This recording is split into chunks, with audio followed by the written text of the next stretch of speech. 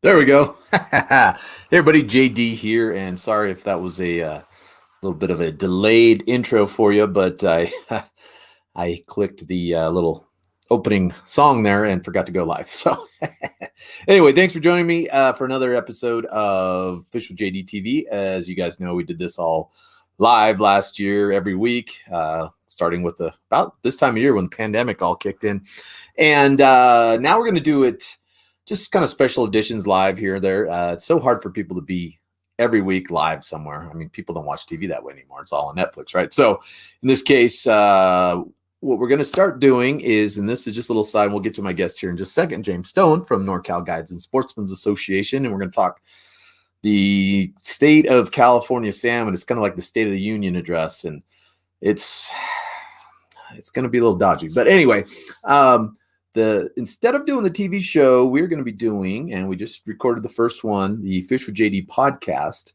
and that's going to be available probably this week. So I'll let you guys know all about that. And please, if you have any questions for me, or more specifically, probably James, somewhere down below there, you have comment sections, either on if you're watching on YouTube or Facebook.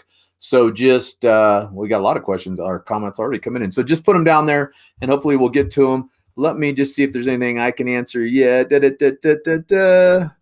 hiding in the attic. Okay, so here we go. I'm getting messages from people that says it starts at 3 a.m. It shouldn't.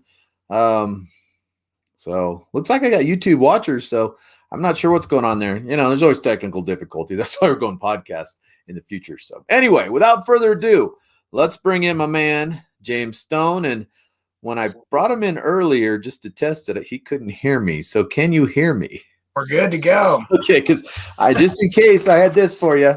Let's see. Turn the mic on. Perfect. So anyway, this is a starting of a big week in the salmon world in California, because not only is James president of the NorCal Guides and Sportsmen Association, but you are also on the Pacific Fisheries Management Council. Is there a little side? Salmon Advisory Subpanel. That's right. Okay. Salmon Advisory Subpanel. And we're coming in. He's starting tomorrow, and it's what, 8 days or something straight? Yeah. So it's going to be a lot of days. Yeah. So this is the beginning of the process of setting the 2021 inland and ocean salmon seasons, correct? Correct. So, and that's, I mean, why don't you get into a little bit about the process there, who's involved and how these seasons are set? Because I think that's kind of a big mystery to a lot of people, actually. So give us a little detail on what's going to happen over the next 8 days. Yeah, no problem. So every year at the end of February, California Department of Fish and Wildlife puts together their annual salmon information meeting. And that's typically held at Santa Rosa every single year, where all the charter fishermen, ocean wreck fishermen, commercial and inland fisheries get together and find out about all the numbers from last year, the escapement, the jacks, how many 3-year-olds, 4-year-olds, code wire tags, creel survey information. All the data is compiled together from the following year. And then they deliver all that information. At that time, members of the public can engage with the Pacific Fisheries Management Council Salmon Advisory Subpanel, which I'm one of 4 of the members that sit on that subpanel, and 2 from the rec fishery, 1 from charter boats, and 1 from commercial. And the 4 of us work in collaboration with the public in order to set the ocean fisheries, which then dictates how many fish come back to the river through escapement, plus an average harvest rate of 15%, which is the historical inland river harvest of whatever that number of escapement is. So if it's 100,000 fish coming back, 15,000 additional fish would be put forth in the model in order to account for harvest rates. So obviously, the higher that escapement number, the better the fishery. Right. So that leads us to, and our first question right here, not our first question, but got a lot of people saying hi to us here. But let's see where to go. There we go. So Travis Small, this kind of leads us into to the the big question here. And I'm sure, Travis, if you did any fishing on the Sacramento system this year inland, you probably already know the answer to that. Not maybe the number, but for those of us who fished inland, I can tell you it was the worst I've ever seen. And I think you'll probably agree with that. And I'm not going to get much argument from anybody. I talked to guys out on the river this year that it was so bad. Okay, let's bring this up. It was so bad that some of us in the guiding community would text each other a unicorn when you caught one. And then and it was to the point where I was calling people saying, hey, look, this is crapola. I'm sorry. I mean, I can't control it. And I ended up doing a lot fewer trips because I called people and gave them the out. And I think a lot of guys did that. Some guys just want to go fishing and can't catch a salmon on your couch. So I get that. But it was bad. And then I would talk to guys at the boat ramps, just local guys in their little boats. And a million of them would say, like, gosh, we've been out 72 times. Well, that's an exaggeration. But, like we've been out 10 times. We haven't caught a fish yet. And I've said it before. I went from fishing, back in the day, I'd fish almost 6 months in the Sacramento Valley for kings, just straight. And then I just kind of do nothing in the winter. And this year it was down to 17 days and I landed 16 fish. So that's, you can do the math on it's under a 1 fish average. And so I imagine that's where you're coming from on that, Travis. So I know some of those answers right now, or at least some predictions. So why don't we get into that a little bit on what we know so far about 2020? So 2020 fall escapement. I don't have the exact numbers, but so everybody that's listening, give plus or minus a percent, like 1%, okay, on my numbers. But I believe that the 2020 Sacramento River escapement, Sac Feather Yuba American River escapement, is called the Sacramento River escapement, and that river escapement for fall run Chinook, the state is going to tell you, is at 137,907. So roughly, let's just say 138,000 fish is what they say came back last year, which is over the minimum threshold of 122. However, we were given guidance by NOAA Fisheries last year to achieve 141,900. So technically we fell 5,000 fish short of what the NOAA guidance was last year. And the model actually showed, when I told all of you we're going to have the best river return we've had in 8 years last year, that's because, I'm sorry.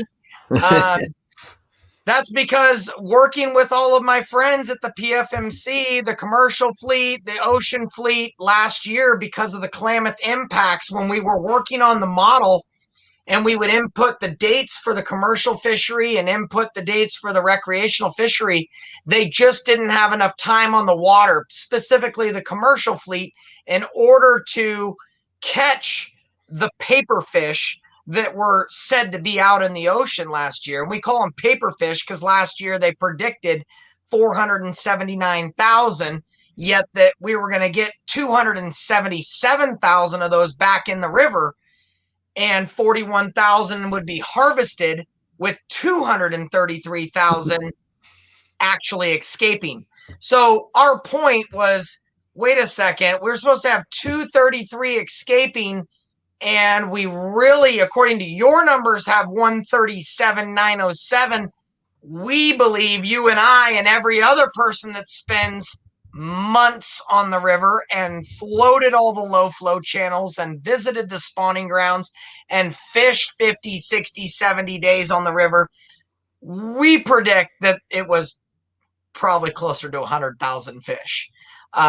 If we're lucky, and we're not really even sure. We're not even sure of that, honestly. It was horrible, the returns this last year.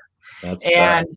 We don't know how bad that affects the model for the following year. And so every year, CDFW and NOAA Fisheries takes that escapement number, which they're using 137,907, and then they're going to input the amount of jacks, which was low. They said it was 14,000. And today on our page, too, I'm interviewing river guides still about jacks last year, and nobody says they ran into jacks. I mean, there were a few jacks caught, but Yep. we're talking on the Sacramento River. That's a 28-inch fish. Yeah. So Right. that's a jack on the Sac. So 27-inch fish. The range is 26 to 28. So on the Sacramento Valley. So I mean, let's just say 26 on the lowest side. We Right. weren't seeing any fish under 26 inches at all No. season. We were only seeing 3 and 4 year olds last Right. year. Right. Right. So that number's used with the escapement and the jacks to calculate the next year's abundance. And then you use a deviation of how far off you were the previous year to adjust that number for this year. Right. Now, before we get too far, because that's a lot of stuff, people are digesting, why don't you back up just a sec and explain escapement real quick for everybody? Sure. So the term escapement, a lot of people get confused on that.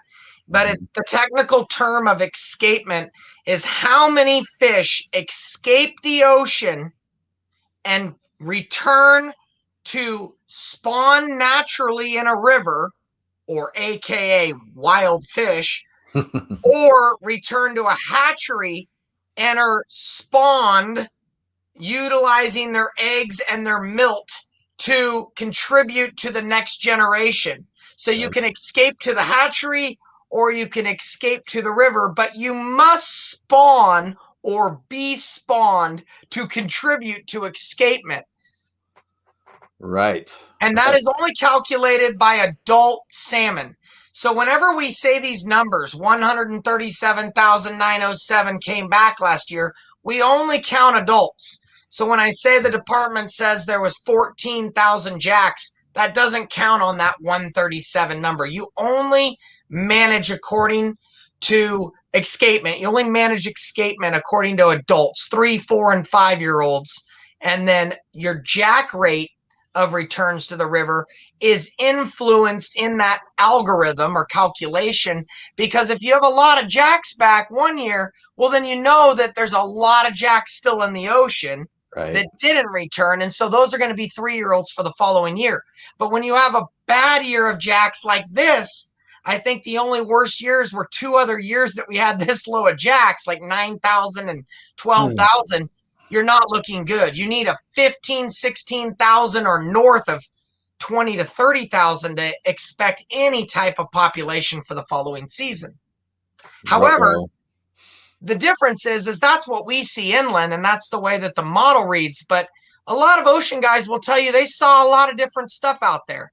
They're seeing a lot more fish than what the model keeps telling us. This model has been off for so many years, and we keep making adjustments, and our department and NOAA Fisheries is doing the best that they can with the best available science, but it's a living, breathing creature, right? And so this model needs adjustments from time to time, and every year I believe that they calculate in, how far off they are or if they nail it on the head.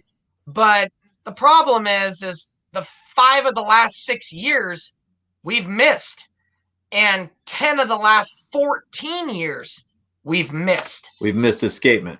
Yeah.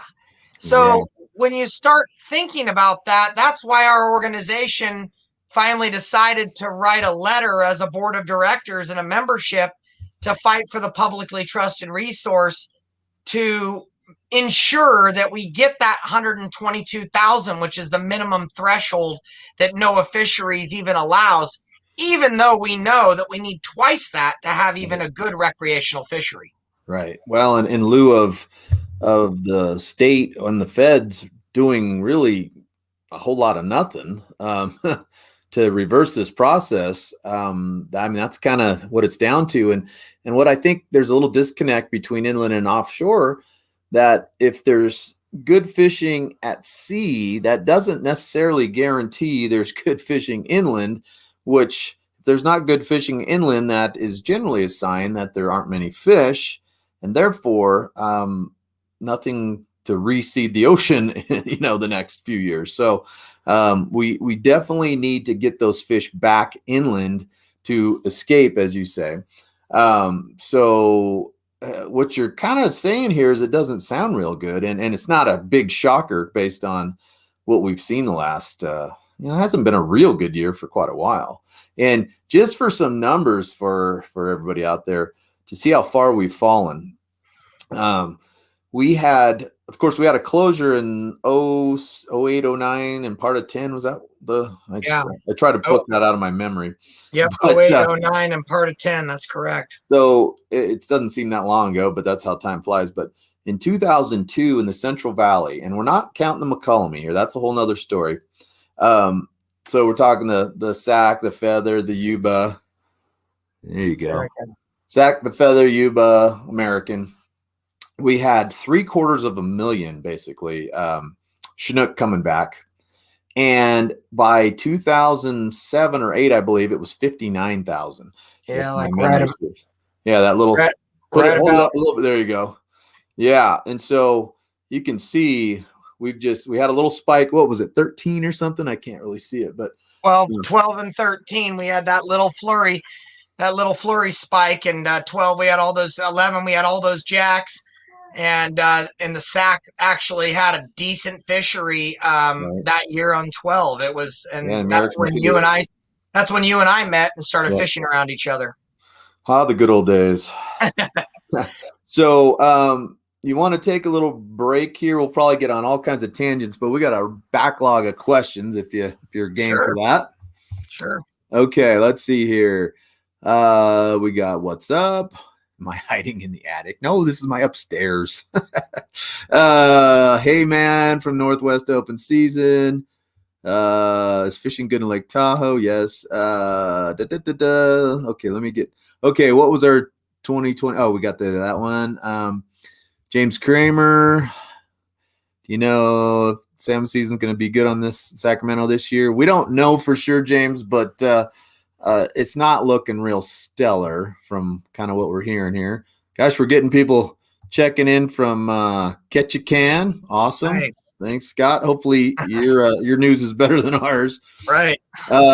Cali Adventures says 2020 salmon season wasn't too good. Yeah, that's an understatement. Nice to see a lot of green sturgeon caught. Yeah, that's good. I would not advertise that because they'll take anything the way they can right now. Let's see here.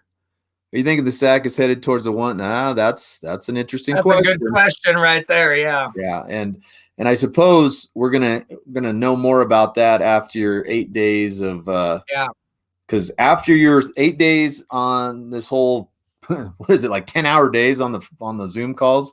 10 to 12. Yeah, it's going to be crazy. It's going to be 6:30 to 6:30 every day. So all the way through the weekend. And we'll be grinding. We're already starting. We've been doing side calls already today and tomorrow. So you know what you need for that? By the way, I didn't even know these existed. And I'd get a headache looking at computers. My wife, now these, she didn't really plan on the fashion. There they are. There you go. The blue light lenses. Those honey, JD wants me to get my glasses on. I'll ask her to bring me mine because these are cool. my eyes are. I'm no 25-year-old or 35-year-old anymore either. So it's no, these aren't even seeing eye glasses. These are just UV. Got my glasses by the door. These are just for the UV glare or whatever. They're not even prescription. Okay. Okay. So let alone tying knots anymore. Oh boy, I'm tying knots out about here now. Okay, let's see. Where are we here? Let me answer that guy's question a little bit more. Zeppophile. So the answer, to be a little bit more specific. The fishery, once we set the Ocean 3 options in March, which you'll start hearing about those online by Friday afternoon. We'll do the 3 options, and then from there it moves to the public process at the end of March. Everyone gives input from the ocean fisheries, and then we go back in April and we finalize that season. And the season could open before we finalize the season because PFMC always reopens the following season a year in advance, just in case there's constraints or anything else. So it's possible the season in the ocean could open up on April 3rd and then shut down for a little extended period of time, like it did, I believe, last year Yeah, I was going during to say that happened recently. due to COVID and other stuff. But then after that, then we will start working with the inland department on the inland fishery. But the discussion now is to start talking about those things. You know, is a 2 fish bag limit necessary this year? Would a 1 fish bag limit work for a lot of people? Is the recreational community around surrounding that? I'm getting a lot of people conflicted. I will tell you about 30% want the fishery closed for everyone. Yeah. I would tell you about 30% want 1 fish the full season inland. And Mm-hmm. about 30% are like, just do what the state wants. And if they want us to kill them all, we'll just kill them all. And, and do a 2 fish bag limit. But there's a lot of different approaches and opinions. And we still need more information until our organization takes an official position.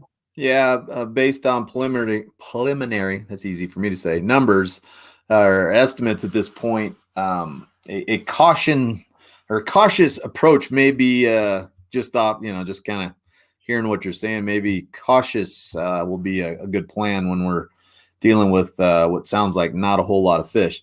Okay, let's see here. We got another question. Eric says last year's ocean salmon season was better than expected. God, I cannot read tonight or speak. Better than expected based on returns. I'm assuming it's from hatchery fish. Even if the river returns are low, we could see a solid ocean season. Yep. And feeling the river returns are not an accurate forecast for ocean conditions. I'm going to take a stab at that one. River conditions and ocean conditions, yeah. The ocean, talking to several of my commercial buddies, sound like there was tons of feed out there and then whales and everything, and that looked fairly healthy. However, we have this whole, what is it, thiamine stuff. So in case you guys haven't heard about this, just throw another freaking rock on the pile of things that are holding salmon down.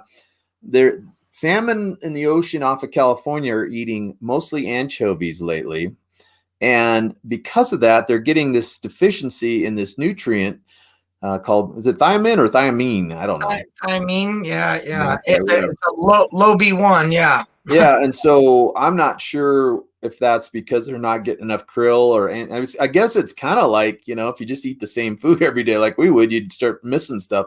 And so that's kind of a new thing that's just recently come out in studies, but it's one of those things that is contributing, sounds like, and you probably know more about this, to the smaller size of our fish, because nobody's going to argue that our kings have been getting any bigger. It's definitely they're getting smaller, it seems. So what do you know about that real quick?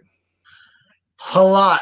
Yeah, this is a call, and I've probably spent a few hundred hours talking about it, and I'm not a scientist, but Dr. Rachel Johnson from NOAA Fisheries, the Pacific Southwest Center in Santa Cruz, headed the report up, and she presented it to the California Advisory Committee for Salmon, Steelhead, and Trout, and we sit on that. I'm a member. I'm a voting member on that committee as well for the state. We advise the legislature on the state of our fisheries and work on all projects that are salmon, steelhead, and trout in the state of California. And when she presented that to our committee, it threw a lot of caution. And basically, like JD said, the salmon are eating a lot more anchovy, and they believe that the anchovy diet is the #1 contributing factor. However, there could be other things, and it's still being studied.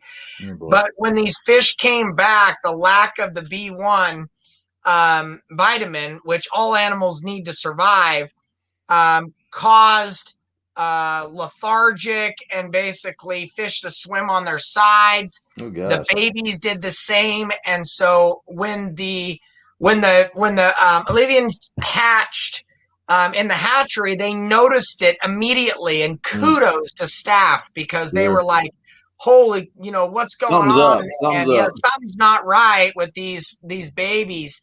and they treated them. So thank Good. you Yeah. for, saving those and being, on Thousands the and spot. thousands of Yeah. fish. Yeah. Tens of Thousands thousands. of fish.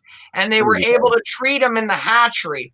But the problem is that their estimate right now, and this is an estimate, everyone, but the estimate is in the Feather River in 2019 brood year, we lost 80 to 90% of all natural spawning babies.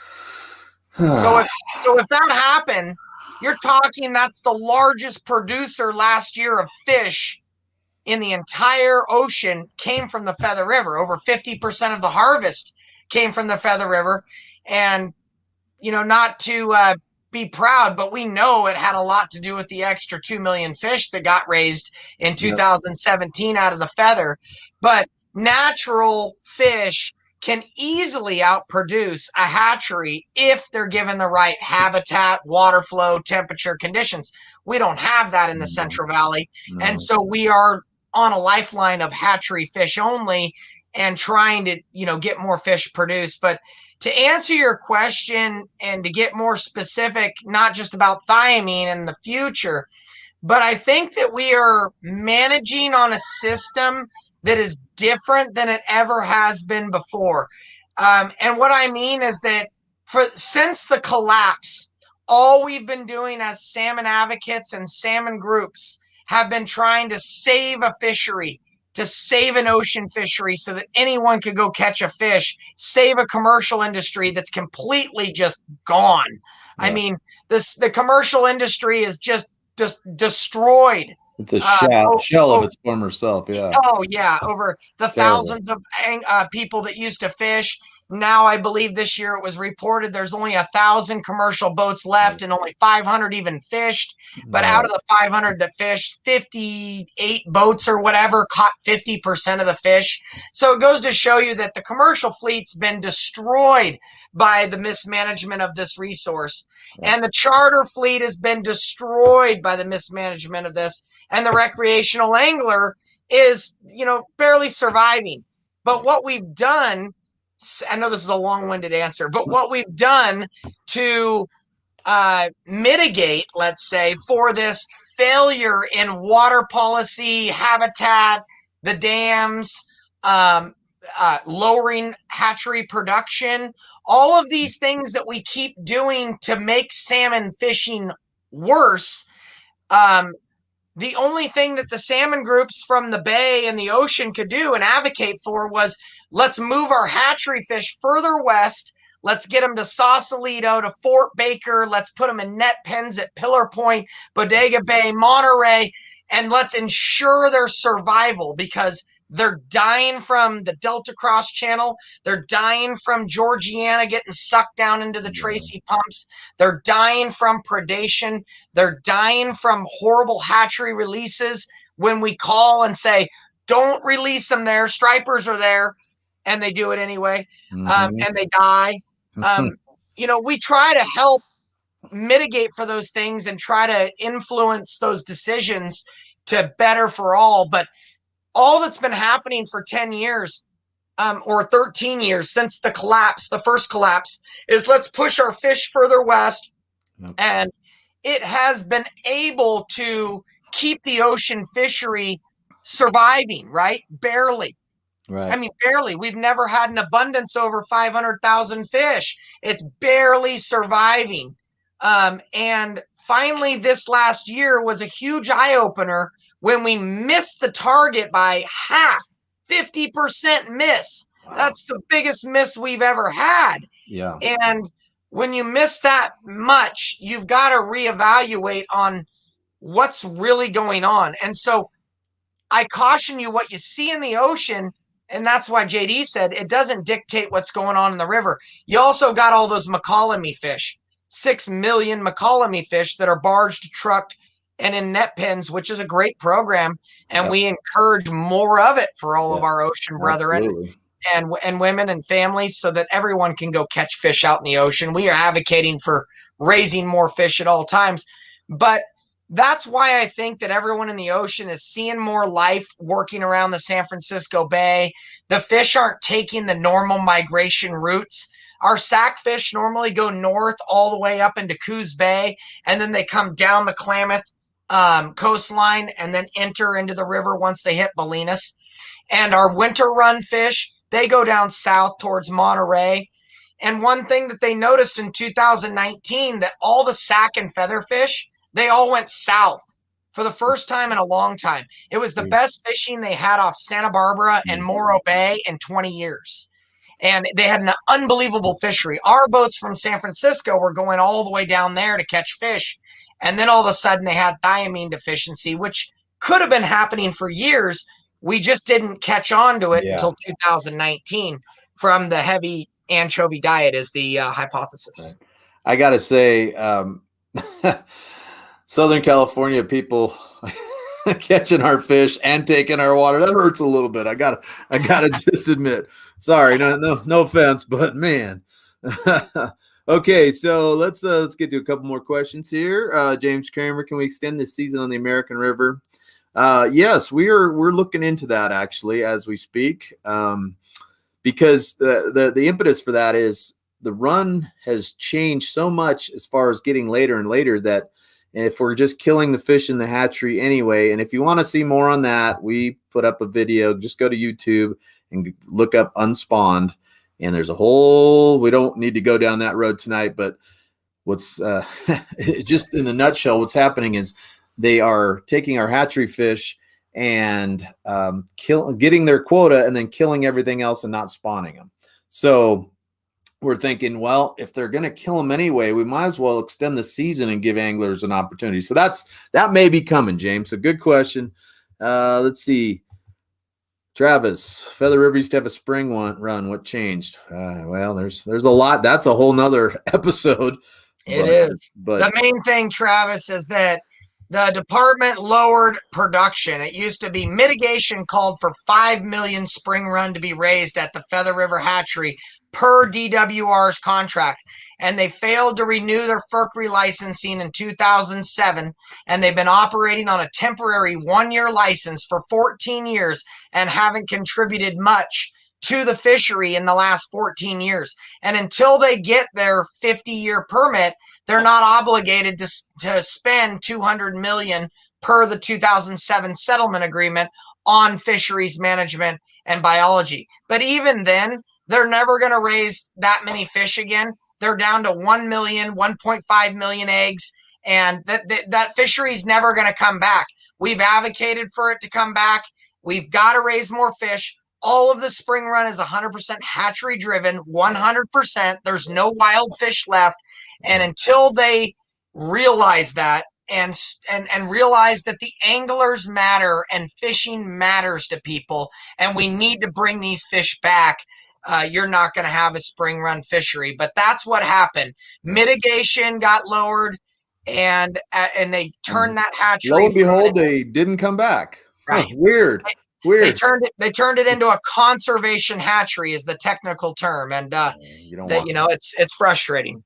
Yeah, and never has it been more prevalent and obvious that people need fishing and outdoor activities than during this whole last year, this pandemic.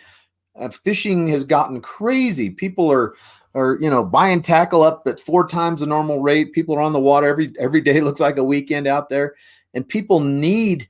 I mean, just this pandemic alone has shown that what a thing for people's mental health fishing is. And so I'm still frustrated that never seems to be taken into account. So here we go. Fishing Roberto license from Chile. Wow. Buenos noches, Roberto. I don't even know what time it is in Chile. It's I think it's I can't remember.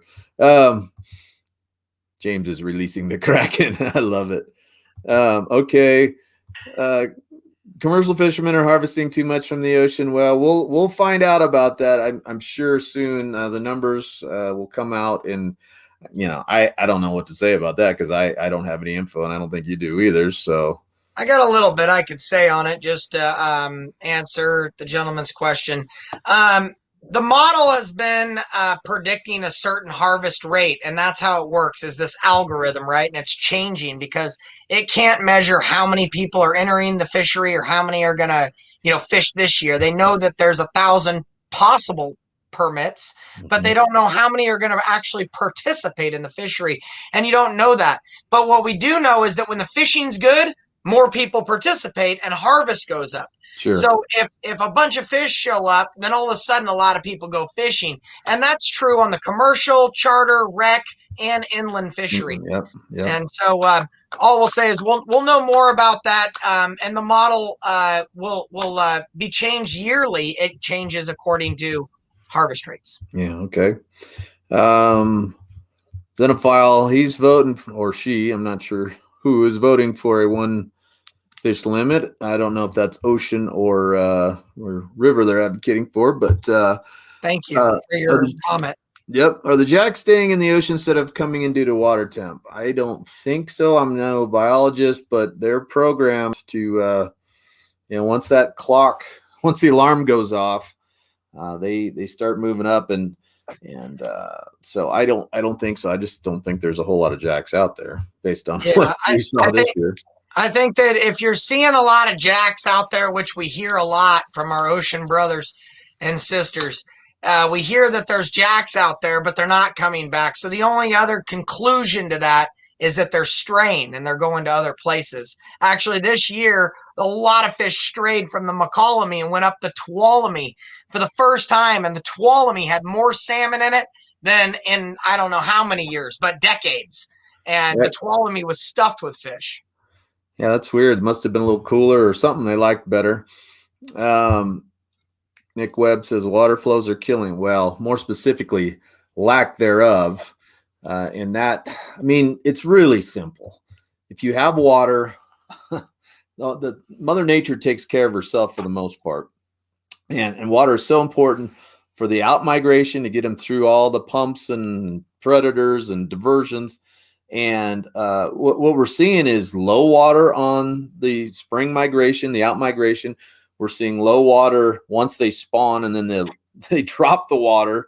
And almost rather them have the water low in the fall just to let those fish spawn and then just leave it there. But what usually happens, and it happened again this year, fish come up the river, they spawn, and these are the fish that they're advocating so hard for with the agencies, is to have these wild fish, and then the fish get up there and spawn, and then they drop the water, and the reds, the nests, are left high and dry. So, water is a thing, and the problem is that's the biggest cash crop in this state, and it's not going to change anytime soon. It's only going to get worse. And until we swallow that as fisheries managers and realize that if our own state government is not going to go from the bottom floor and go up 2 floors to DWR, they literally are in the same building and say, hey, need a little water here. Yeah.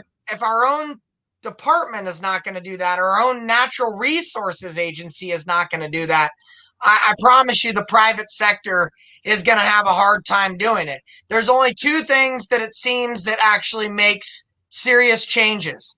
And it's the 2 L's. And one's lawsuits, and that's how they manage. If you sue them, then they get scared and they manage according to not getting sued again.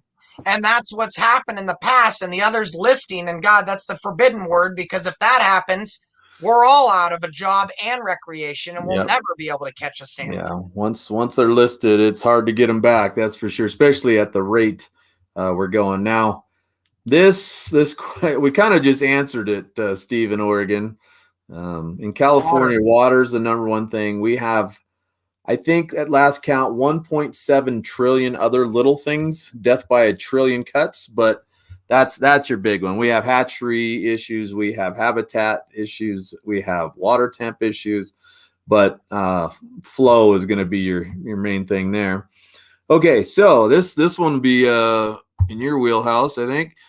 Your year model answers the jack questions. If they were in the ocean, they would have been in the river. You agree with that? Not necessarily. And here's why.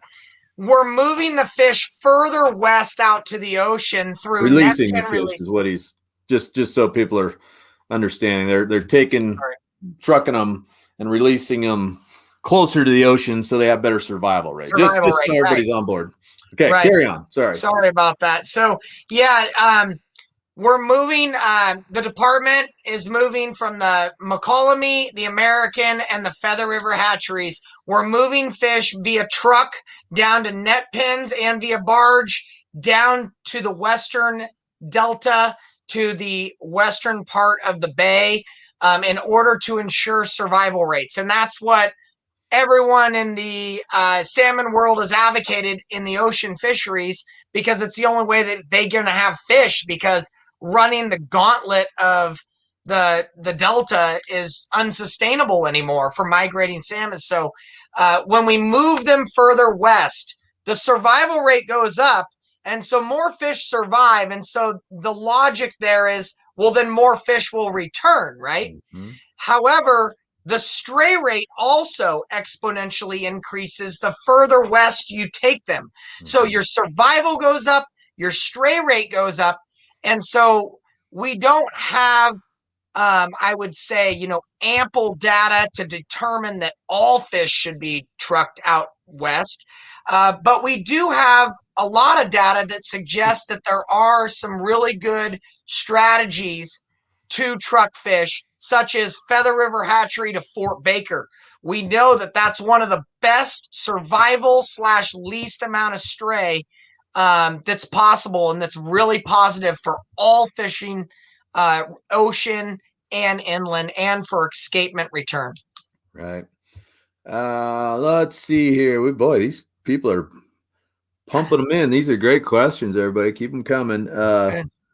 We'll stay as long as you want to ask questions. We'll be here till midnight, but okay. Hatchery mishaps. Trying to make the Salmon on the Endangered Species Act for more funding from the federal government was a few years ago. Do you think this will happen again? Yeah. Well, that's the scary thing, Jody. I will tell you, JD is my vice president of the organization, and we talk daily, and I've learned so much from JD. He's been guiding and fishing these rivers longer than myself, and I can let him answer, what's happened in the past. But yes, ideally, if the fish get listed, then nobody will ever be able to fish for them again. And the winter run was listed in '89. The spring run was listed threatened in 2004, I believe, and we stopped fishing for them in 2006. The next would be the late fall and then the fall. But the only reason I believe that they haven't been listed so far is because an environmental group hasn't done it. But we've been contacted by groups saying that listing is warranted because they missed escapement so many times.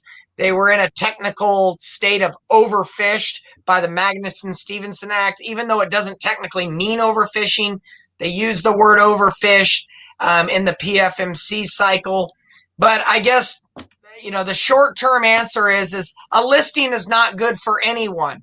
And nor do we support it. We're completely opposed to it because we believe that there are other things that can be done immediately to help protect the resource now, and other actions that we can do over the next 3-year cycle to change course, immediate 180 direction. Because what we know for sure, what's guaranteed, and everyone on this knows, is that what we're doing is not working. I think we can all agree on that. Okay, this is an interesting question from Jesse Blair. It's possible our West Coast fish are being netted in international waters by large processors. So that was a big thing, I want to say, in the 80s, where the high seas gill nets were just wiping us out, and that got all kind of under control. And I just heard recently, and I can't remember who told it to me, but there was something I just heard or read something in the news recently about this very thing. Have you heard anything about high season gill netting or anything going on? There's rumors and discussions, and I've talked to some ocean commercial fishermen that told me that the longliners and there's we'll just say there's a lot of unregulated stuff going on out there, and Yeah. I'm sure it has an effect. What I will tell you is that I've heard that the salmon are migrating different. And I don't know if that's climate change. I don't know if that's ocean conditions. I don't know if that's the lack of fresh water and the droughts. But salmon have changed course. Yeah. They're not swimming their normal migration routes, as I mentioned earlier. They're not doing their normal patterns. And we're not seeing fish come to the beach like they used to and then shoot into the rivers. They're holding off the deep reef. And guys are now targeting them in different conditions out there that they've never experienced before, even anglers that have ocean fished for 30, 40, 50 years. So we are seeing differences in, I would say, the behavioral characteristics of our Sacramento salmon. Yeah. Okay. And I was talking to Steve Carson, who's a senior tuna. He's works for Pure Fishing and is a big offshore guy. And he was mentioning how now we have bluefin tuna up off our waters pretty regularly.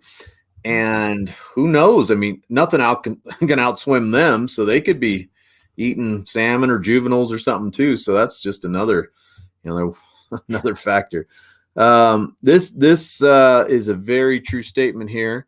If we close the SAC, I think it put a lot of strain on other fisheries, and we see that all the time when fisheries close. And that's one that seems to be lost on people making those decisions a lot of times. The effort shifts, and maybe your impact is even worse. So that's true. Okay. So great comment, by the way. That's we talk about that a lot. That's very true. Absolutely. Sweet James. Mohawk. Thanks. We see. Oh, jeez. It's yeah. The sweet Mohawk is from waking up this morning. I was up on the North Coast with my wife all weekend, getting away and relaxing. We had a great weekend, and I'm literally right into Zoom calls today. So sorry, I haven't done my hair for you, Jules. Well, yeah, right. Not too bad. I'm just glad I still have some helmet hair right there on the slopes. Let's see here. Matthew Oliva, 30% wants to close the fishery entirely. I'm not sure where that figure comes from. I haven't heard them vote for that. Blah, blah, blah, blah. So I don't think you were saying that was an official figure. You're just going on what you've heard from people. So that's just informal poll. I mean, Matthew, to answer your question, 30% wants to close the fishery. Yeah, I'm getting, I've talked to at least 20 guides in the last week inland that don't want a fishery if it's going to hurt the future. Because if we mess up this year, it could be really bad. Right. Like really bad, like to the point to where you're never fishing again. Yeah. Ever. So it's a serious question. And, it's not put lightly. And, that's why I get very emotional about it, because not only is it affecting businesses and marinas and tackle stores and hotel owners and gas stores and local rural economies, fishing guides, but it's hurting the average person that can't go out and catch a salmon. And, sometimes we have to be stewards of the resource, and we have to protect the resource. And although it might not seem that that's what we want to do, sometimes it's what's right. And if we don't, I can tell you that no one else will. So we have to be open-minded. And, from the organization side, Matthew, no one's made any decisions on anything yet. We are collecting all of the information. We're following the science. We're following the model, and we're following our common sense and our knowledge of what's going on. So it's too early to predict anything, right. But yes, we are polling everyone, anyone that wants to have any input on what you would like, what you would see. We definitely encourage you to reach out. And I know you've already reached out to me, Matthew, and I've got you down on the tally sheet here on my desk of things that people want, and appreciate it. Thank you. So this is another can of worms.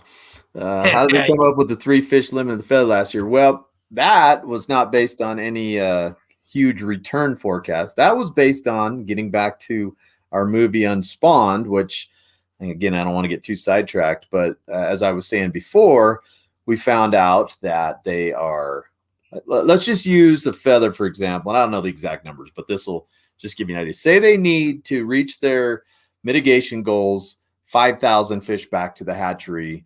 6,000 is the number. You're okay, right. so I was close. So 6,000 fish back to the hatchery. They open the gate on the ladder and let 6,000 fish back. They get their egg quota, but they don't put the gate down. They let the salmon keep coming into the hatchery, and everyone after that quota is met, knocked on the head, and unspawned, hence the name of our movie. And then those fish get sent off to American Canadian fisheries up in Washington State to be sold. You know, that's a whole nother story. Watch the video. Go to YouTube and watch Unspawned, our video, and that'll fill you in on that. Now, the 3 fish limit was kind of a concession to us for that. Well, you guys pointed out that we're killing all these fish, so let's help the angler out. And we said, well, wait a minute, that's not what we were advocating for. We were advocating for putting the fence back down once you get your quota and letting those fish back down out of the ladder, which they will do, even though some of those guys don't think they would, back down the ladder and spawn naturally in the river. But they said, no, let's let you kill some more. And I doubt many people had a 3 fish limit last year. Right. So, no, yeah, that's exactly right, JD. And on top of that, we raised those 2 million extra fish, which thank you to CDFW and DWR for funding. yeah, We're very appreciative. absolutely. They raised that 2 million extra fish. So 2017 brood year had 9 million hatchery fish coming out. And so they expected a higher return, and they didn't want to euthanize more fish. So they gave us opportunity. And it's like, whoa, there's a thought. So we didn't advocate against the opportunity because Right. it was the first time they threw us a very nice bone as the anglers. Yeah. But it didn't matter. It didn't make any significant impact. Yeah, it wasn't the point of our film. No, we weren't advocating for if you're going to kill them, let's give us a shot at them. We want those fish to spawn, not necessarily be in the bottom of the fish box. So that's right. Anyway, here's a vote. Let's see. JR says keep the limits the same inland. Hardly anyone limited out except a day or two. Agreed. I didn't limit out a single one of those 17 days I fished. I didn't either. The 54 days that I fished. There you go. And Bob Spar, who fished all season. I mean, he fished the whole year. He fished more than anybody. And he told me the other day, because there's no way I ever limited out. I came close. I think he said his high day was, 4 fish, and mine was 3. And so I would argue that there was only a handful of guides that guided 70 to 80 days and maybe went over 100 fish. But we're talking a 1.5 fish average for the entire season, grinding out 10, 12-hour days every single day, and they maybe got over 100 fish. It was 1 fish per day per boat average. That's what it was. Yeah. For the season. Yeah. Not so good, especially when you're talking a lot of those boats had 4, 5, 6 rods going. So the angler effort, like the hours per fish, was astronomical. Yeah. And we actually, JD, we know how many fish the guides caught, don't we? We do. Yeah. How is that? Why don't you tell our viewers about that? How we know exactly how many fish we caught, even though the Creel survey doesn't utilize our famous log books. Yeah. Oh boy. Another can of worms. And I didn't even get checked this year by the Creel census. Now, a lot of you back in the day, you'd see them very frequently. And I always had one of those kill bags, and I'm always very polite to these guys because they're just doing their job. I have nothing against them. It gets in your way. You got paying customers on the boat and you want to get going. So I would just hand them my fish bag, say, we'll be fishing this run. When you're done, just bring it back. And so anyway, Aaron, we don't know what's going on with the season because the process is just getting started. But let's just say the initial numbers aren't looking super great. Abundance is 271,000 in the ocean right now. And we know that we got 14,000 jacks last year, 137,907 for escapement. and we're managing towards 122 coming back this year. So we're managing next year to have 15,000 fish less than last year, if that tells you anything. Yeah, there you go. Let's see here. Let's keep them going.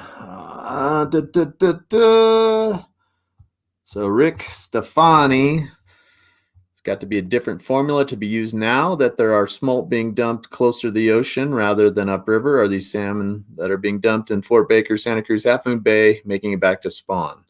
Ocean fishing has been phenomenal. I don't know that it's been phenomenal because I remember the phenomenal days. I know the ocean fishing's been good, but it's all a relative term. It's nothing like it used to be. But I know guys have been doing fairly well.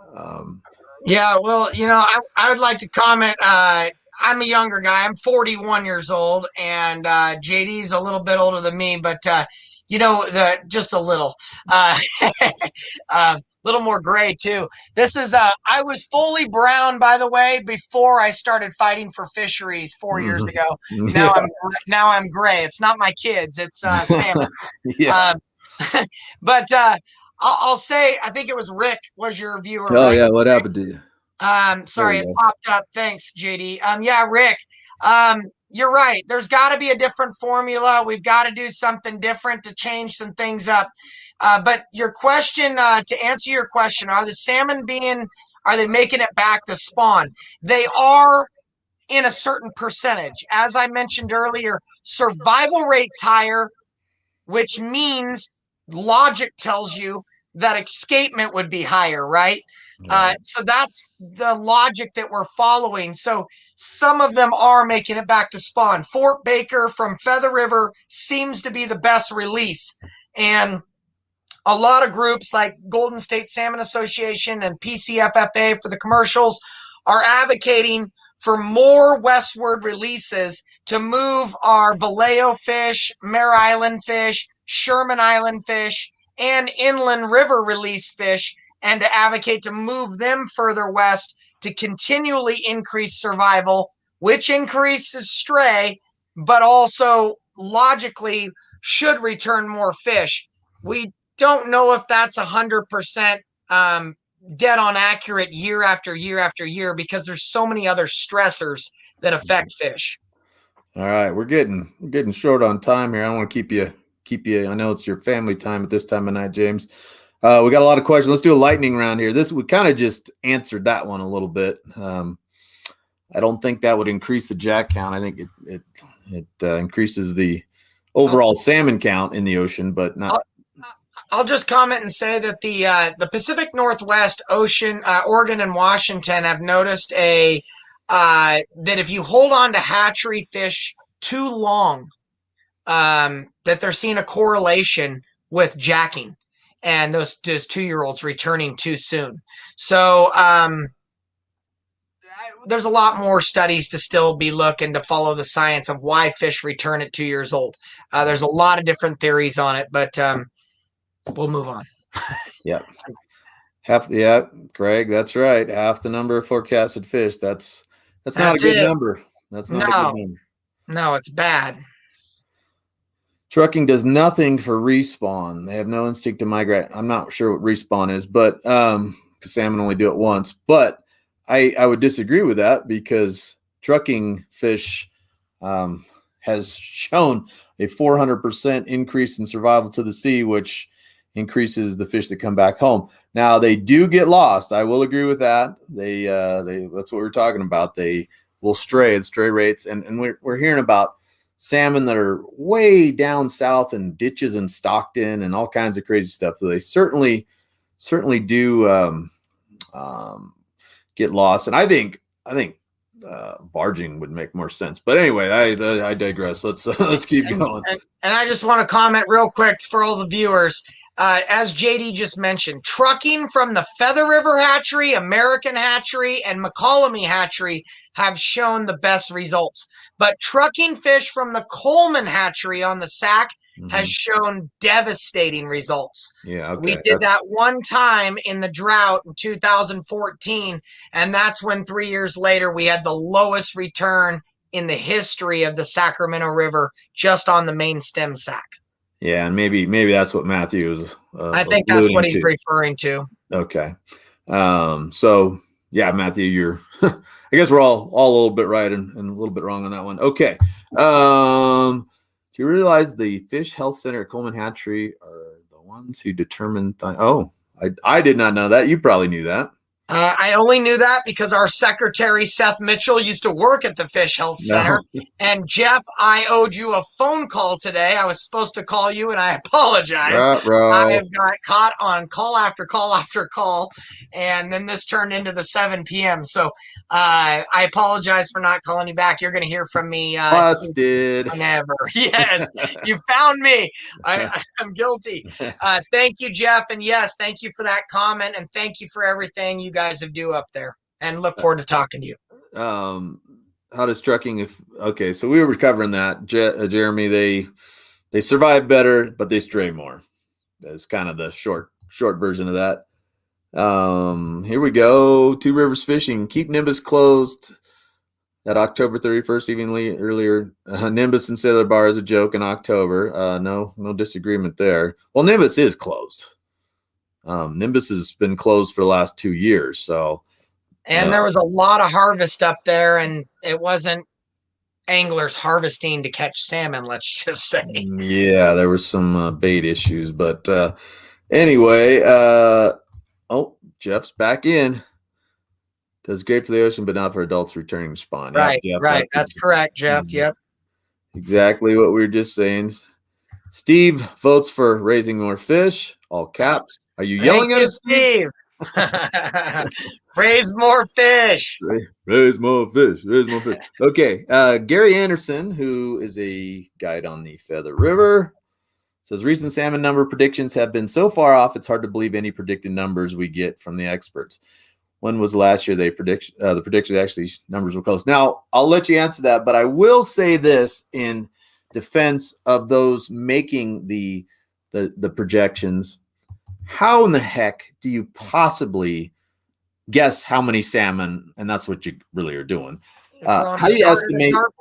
Yeah, I mean, it's a big ocean out there, and it's changing by the minute with all these new conditions and bluefin tuna, thiamine, all this stuff. So, I mean, I think they're doing the best they can. Now, go ahead and you take it, because I just want to give the biologists and the people making those numbers, give them the credit where credit's due. No one has an answer for how many salmon are in the ocean. No, for the past 3 years, I've worked closely with the people that do all of that work, and they're phenomenal people. I mean, they really care about your fisheries, and they are not the decision makers to raise more fish. They're not the decision makers that can do anything, except they work on that part of the management of the model. I think that's where we've got so many irons in the fire with people that manage salmon from so many different angles that sometimes I think we get lost in the communication, and that could have some type of direct effect on the way we manage. But I will tell you, the people that work hard on managing your ocean fisheries are great people. And I'm not going to mention any specific names currently, but I will tell you that there are some very good people in the department, in the U.S. Fish and Wildlife, in the CDFW, and at DWR, and at other agencies, NOAA Fisheries, that work very hard for you and are great people. But I will tell you that some of the people that are the decision makers are not so excited about raising more fish and having thriving fisheries. It's all about studying and grant money and growing the fisheries branch rather than growing our fishery. Yeah, and a lot of political stuff, even higher up the food chain, and water stuff, and over our pay grade. Yeah, way above. Steve, yes, you're right. Ocean fisheries must understand that the river is what produces the salmon and feeds them. Absolutely. Aaron asked, "Do closures help?" That's a fair question. It is. and I think, like back in 2008, when we had 59,000, I think, and I was, even though it devastated my business for years, I said, "Yeah, you got to close this sucker down." I was not opposed to it, because first of all, there weren't going to be any fish to catch, at 59,000. But also, you don't want to be the guy who catches the last salmon in California, do you? So I think in those extreme cases where the numbers are so low, you just gotta, an emergency order is what you need to do and close it. Now, in this case, I don't know where that threshold is. I mean, 59,000 was so far below that 730,000 from not too many years prior that, yes, that warranted a closure. Did it help? I mean, it helped get a few more fish back to the system at that point, which is really all we could hope for at that point. But did it cause the fishery to rebound? And that's one of the things people have been.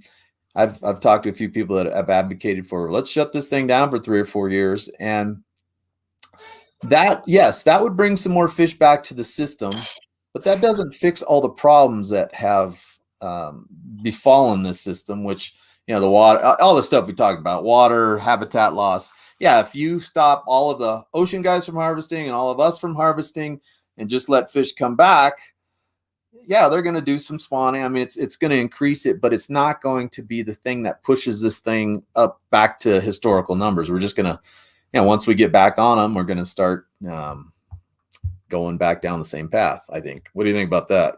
Let me just make one real quick comment. I'm going to put myself in an ocean fisherman's perspective only, just as an ocean fisherman's perspective. Okay. I do this a lot. I put myself in other people's shoes and look at how they look at it. Why would I want to let more fish go back when I know that they're going to have bad water conditions, no habitat, no cold water, and if they make it to the hatchery, they're going to get bonked over the head and shipped off to Washington and sold? I mean, why would I want to let more fish go back? I want to let the bare minimum go back so that we make the numbers so that we can fish again next year. I mean, it makes the only sense in the world to do that. I mean, there's no equity in it for me to, as an ocean guy, to say, oh yeah, let's let 300,000 go back this year, start repopulating, because we don't even believe that most of those will spawn or make it, or they'll be euthanized. And so until we transform the management that we do in the hatchery and on water for natural spawners, you're not going to have people willing to give up a piece of the pie in order for fighting for the sustainability. Everybody's still on fumes, trying to suck gas fumes, trying to keep their businesses afloat. Yeah, they're all just trying to survive. So you can't blame anyone, really. I mean, it's just mismanaged. Yep, that's a great point. How many salmon are being trucked down from the bay per hatchery? You probably have those numbers somewhere in your Mohawk head. You're trucking 3 out of the 4 million out of American, I believe, currently right now. So 1 million's going in at Sunset, I think, and then the rest are getting trucked down to Mare Island. Out of the Feather River, I believe they're doing 5 of the 6 million now. Only 1 million in-river releases, and the other 5 million out of the 6 are getting trucked down. Remember, that Feather River number used to be 9 million. This is the first year that it's been reduced by 33% less hatchery fish. So that's going to change our return numbers. It only can affect, because we know it's a put and take fishery. So be aware of that. And then at Coleman, none. All 12 million smolts are going in at Battle Creek. And there's an additional fish that are going in at Scotty's with the pilot program year 2 with GSSA and NorCal Guides and Sportsmen's Association doing an experimental pilot project for 3 years, trucking the fish 74 miles down the river and releasing them below Chico, below GCID, and trying to see if that affects ag diversion. Just for those of you who don't know, that real quick, that was I don't know the numbers, but there was CDFW or the feds learned that we lost from those Coleman fish, released the 90% or something of them like that, didn't make it past Butte City. Yeah, so that's what that's all about. Okay, let's get into let's see. Here we go. Jeff's back. They'll not extend. Oh yeah, there you go. That's correct. Yeah, Jeff, you're right. And actually, we fought to advocate to extend the season last year inland. 2 weeks to get us to December 31st. And our anglers caught 9 winter run this year in the barge hole. And that's not Bro. going to be good for us to advocate for that season. However, with a realist hat on, those are all hatchery fish too. There's no wild winter Yeah. run left in our Again, I system. mean, we could do like 79 shows. I'm one for every Right, question, really. right. You two are on it. Thanks for your dedication. Thank You're you, welcome, Brian. Brian. We're Thank you. trying. We're Please join trying. us at ncgasa.org. We need your support. Oh, watch this. Watch this. Boom. Oh, I love it. There you go. Yeah. How about that? Nice. Did I spell it right? NCG? Yeah, I did. Yeah, Okay, looks cool. good. Okay. Oh God, now I lost the comment. So here we go. Steve Carson says there's a worldwide shortage of fishing ties. That's a There fact. is. Man, I There can't is. find any of my steelhead plugs that I want right Yeah. now. Why don't you send us a tuna reel, senior tuna, and we'll auction it off to help fight for salmon? Yeah. It's your stinking bluefin tuna that are eating our salmon now. Yeah. Every time the government takes over, regardless of, yeah, Steve, I don't know where I heard this, but somebody said we should what was it? Put the fishing game in charge of mosquito vector. Was that I heard something. God, what was that comment? It was funny that they would screw it up so bad there'd be no mosquito, or maybe growing mosquitoes. I can't remember. Never mind. I can't remember the joke. What's up, What's guys? up? Hey, old board member. There he is. JK. What's going on, John Kenyon? Hope you're doing well. Travis says we don't have much pulse flows on the McCollum. That's true. And we had low returns this year on the McCollum, and all those fish strayed. So they're going to look at the code wire tag data, Travis, and the ocean fisheries, and they're going to compare the releases 3 years ago on the moke of where those fish were barged or trucked to and see why the stray rates were so high this year, because they plugged the Tuolumne and Stanislaus full of fish. And those were all McCollum fish. And a lot of McCollum fish went up the American this year. This is a big question, and again, we're already over an hour, so we'll have to give this just a little bit more. Give this a short version. Do you think, guys, that when salmon are going to hatcheries, they're unfit and they can have a negative impact on the health of a population? So my little 2 cents on that, and you can do your quick one too, is I think if a salmon is raised in a hatchery and he makes it down to the ocean, spends 3 to 4 years at sea, evading everything, makes it back, ends up on the cobble upriver, isn't he exhibiting all the traits that we're looking for? So, we may have the average hatchery salmon may be inferior and get eaten along the way, but the ones that make it back, to me, don't seem like they're very inferior. And I can tell you that when you're netting one for somebody, they don't feel like it's inferior. When it's on a restaurant, troll caught fish from the ocean, that was a hatchery fish that's sold to some fancy restaurant in San Francisco, I don't think the people eating that fish think it's inferior. So, there's mine. Go ahead. You chime in on that one. I agree 100%. And I'm starting to give people a lot more analogies because people seem to relate to analogies. So I'll tell you this. If you take your child and you put them in a private school, or you take your other child or your niece or nephew and they go through public school, but they both pull a 4.0, aren't they equally qualified to go to the same next university or institution or qualify for the same job? Or do you think that the other is inferior because they went to a public school instead of an elite private school?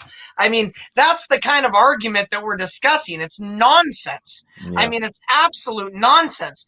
We have dams that are blocking the habitat that is needed, the water flow that's needed above the dams. And if we're unwilling to mitigate for that issue, you will not have salmon in the Central Valley any longer. We have to mitigate for it. It's unfortunate, but the real world is that it's a put and take fishery. We need to put more fish in and we can take more fish out. That's where we're at today. It is what it is. Yeah. California's population's increasing. The water demand's increasing. It's never going away. So let's just try to help keep the the recreational fishery sustainable for our kids and grandkids, and let's raise more fish. Sure. If it's so bad, should we lobby to list the fish? That's another can of worms, and it's a dangerous, slippery slope there. Yeah, and I'll tell you that there are people talking about it, and it scares the living daylights out of us, and it scared the daylights out of me to even, in our board, JD's on the board, to even put that in the letter that I wrote to NOAA Fisheries, but it's the truth. And people are considering it, and any one individual can do it, or any group. It doesn't take an army to do it. It's one person can do it. And if they do, it's going to shut down fishery completely. I mean, because there could be argument that it's warranted, and that's why we're advocating to raise more fish and to boost our populations and to boost escapement to prevent that from ever happening, because that's the last thing we want to see happen. We want your thriving fisheries back. We want more in your rivers, more in your oceans, so that you can take your kids and go catch boatloads of salmon and have a great time doing what we all love. That's right. That is a fact. And you could argue that, what are you listing? I mean, we believe that there are no true wild, genetically pure wild fish left. Right. So what are we listing? The remnants of the hatchery run? Well, why list them when we could just pump more in? But right. I digress. That's a great comment, just Gary Blasi, can we all spawn salmon in our aquariums at home? Absolutely, Gary. Get right on that. We still do it in Sutter County for the fish program. I'm a Sutter County Fish and Game Commissioner, and we utilize some of our money in the commission to do that salmon in the classroom program. And I commend my fellow commissioners in Sutter County that still advocate for that, where they and thank you to the Feather River Hatchery. They give eggs and then they raise them in the classroom for the kids. That's a great program. Super cool. Yeah, but we need millions. Yeah, water's money. And we people who fish recreationally are the low-hanging fruit that have the lowest priority. Yes, it's you're amazing. Right.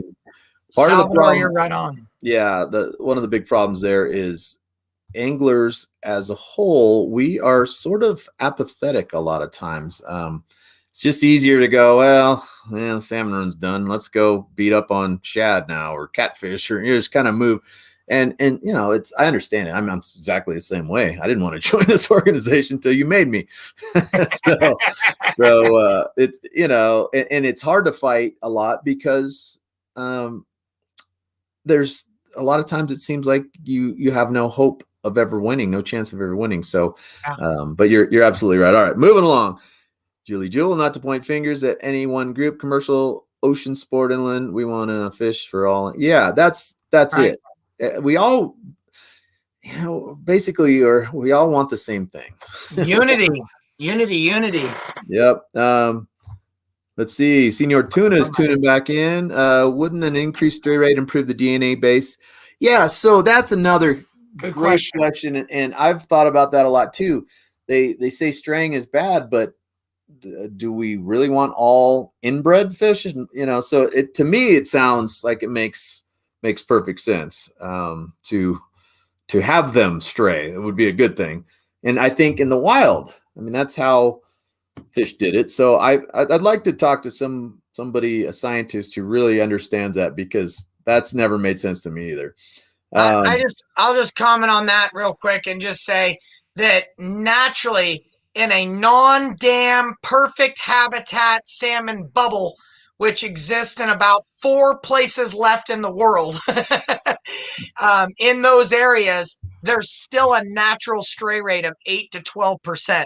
Bingo. And whatever you want to say created salmon, whether it's God, whether it's however they were created, the point being is that ask yourself, why do they stray naturally in the wild?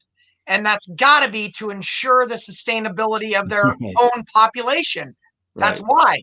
Because if they all go back to the same river and they have a bad year, they all die. So I think naturally they stray to interbreed, to mix genetics, and to also ensure the viability of the population. Right. Okay. We're we got a million. So let's do like the one word answer here to these. We'll try to get it. Let me show you something. Come here. This is come here. No, you. Yeah. I want to show you JD. Come here. I want to show you guys the real reason. Come here, come say hi to JD. Come say hi to him. What's This up? is the real reason that I fight for your What's fisheries. up, buddy? Right there.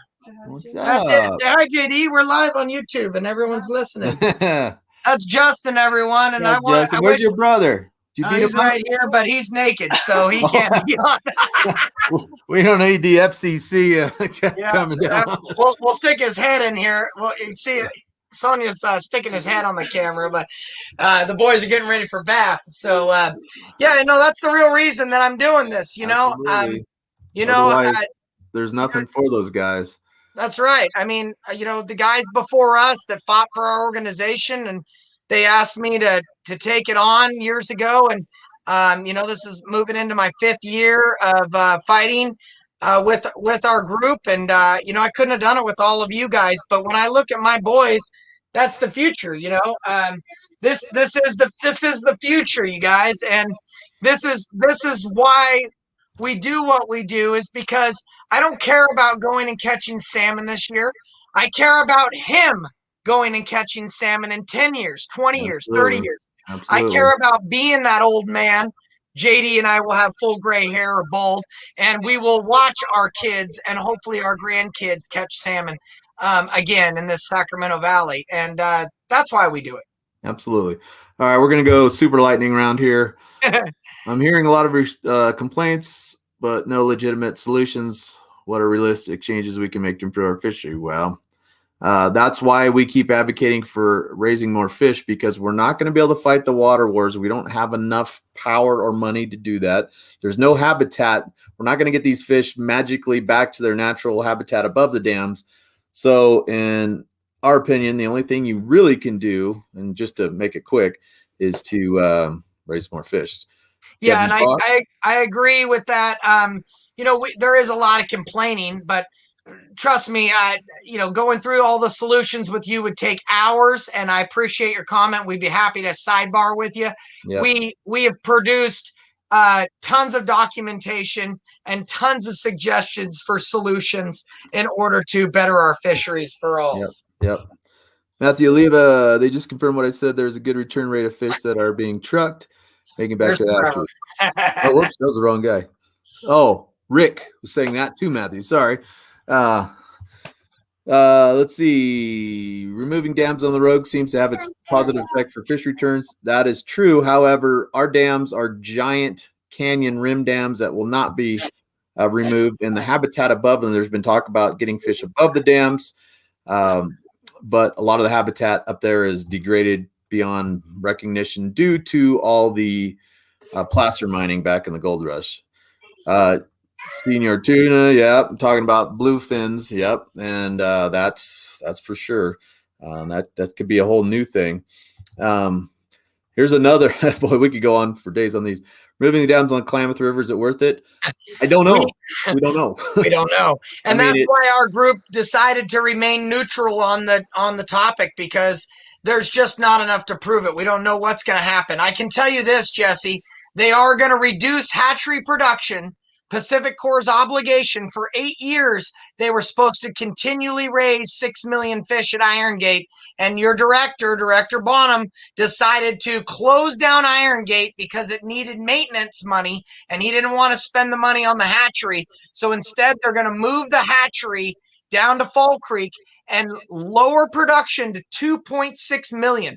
Keep in mind that these are the fish that are going to repopulate your entire Klamath Basin, and we're going to reduce by 50, 60%. Makes no sense to me.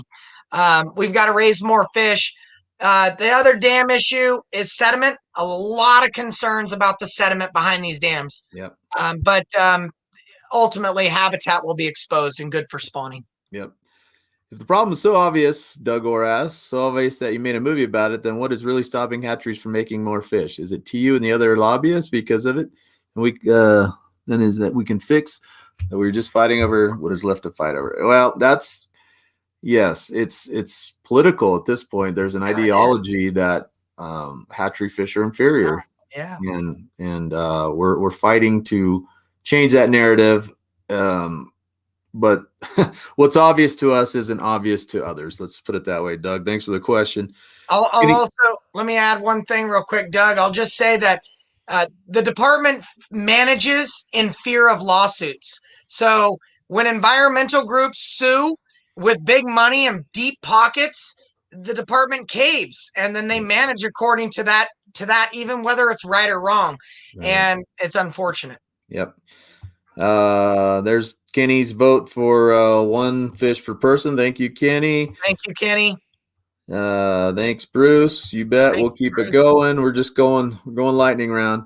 We're gonna do more of these throughout the PFMC with JD to keep you guys all updated on what's going on over the next 2 weeks. Yeah, I'm gonna kind of, sorry, I got to skip through some of you guys just so we can try to get everybody in here.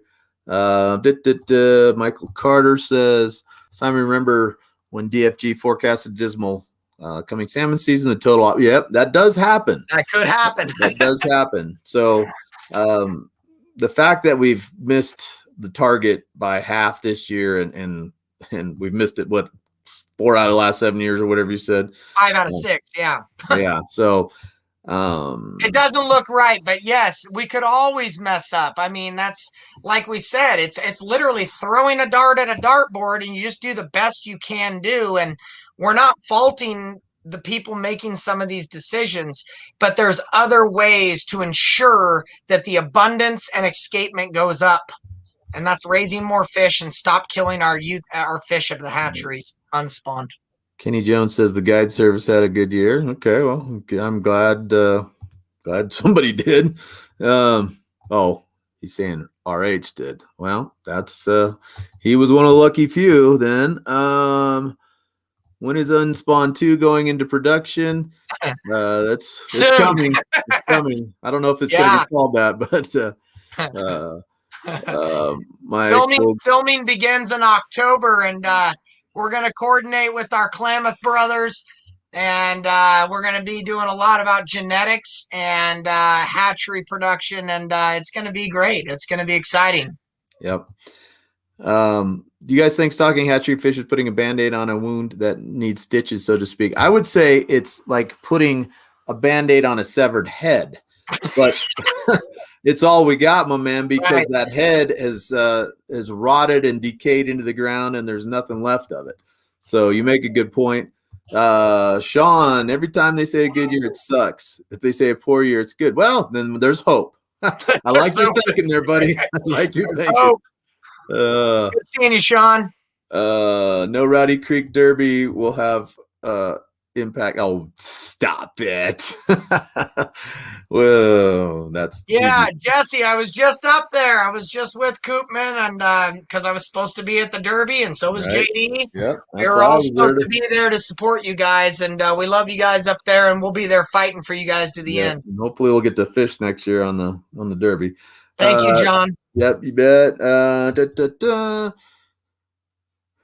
What about the Klamath and Trinity outlook? We'll know more about that soon, but I got to believe it's not looking great either, just based on preliminaries, right? 3-year-olds is forecasted. I was going to pull up the exact numbers. I want to say it's 135,000 3-year-olds. I got to pull up the chart for the 4-year-olds real quick for you. It's right here. Abundance. 4-year-olds is 45,124, and 5-year-olds is 815. I'll try to see if I can make that work. Yeah, it's hard. I'm sorry. That's all right. So, not looking stellar. Not looking stellar. Sorry to block the camera, just trying to show you numbers. That you can find those numbers on the P Council website, pcouncil.org, and go to the 2020 Ocean Review Fisheries, and you can see all the numbers from 1983 forward. And keep in mind, though, these are preliminaries. Well, they are numbers of mystery. Nebulous origin, perhaps. Right. The raising of salmon on the Yellow Bypass, which is known as the Nagiri Project.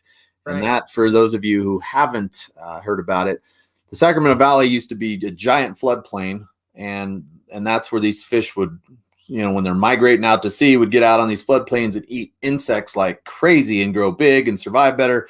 And somebody smarter than myself said, hey, we still have floodplain. It's behind the levees and rice fields. So if we can get them on the rice fields, and the studies have shown that the fish grow crazy in the rice fields.